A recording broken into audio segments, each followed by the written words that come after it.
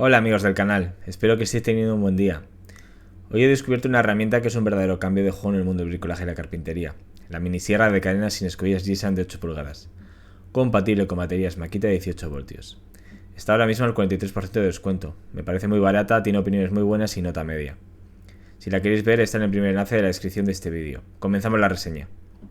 Esta minisierra de cadena redefine la eficiencia en cortes y trabajos de carpintería.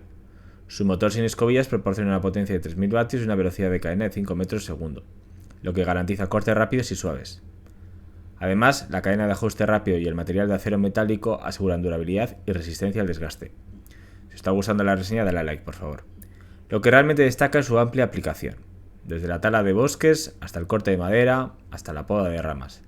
Esta motosierra eléctrica lo hace todo.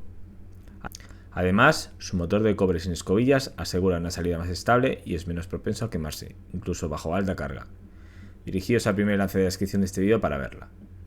En cuanto a su diseño, es increíblemente portátil, con un mango de goma suave, es antideslizante y absorbente del sudor. Un deflector ampliado para evitar salpicaduras de virutas de madera, esta sierra es cómoda y segura de usar. Además, su diseño de orificio de disipación de calor ofrece una ventilación eficiente. El paquete de la minisierra de cadena incluye la sierra eléctrica, destornillador, llave inglesa y manual de usuario, con opciones de 1 o 2 juegos de batería. La instalación es sencilla, permitiéndonos empezar nuestros proyectos de carpintería de manera eficiente. Si estáis interesados en llevar vuestros proyectos de bricolaje y no tenéis mucho presupuesto y busquéis una minisierra buena, creo que os va a gustar. Como os he comentado, está en el primer enlace de la descripción de este vídeo.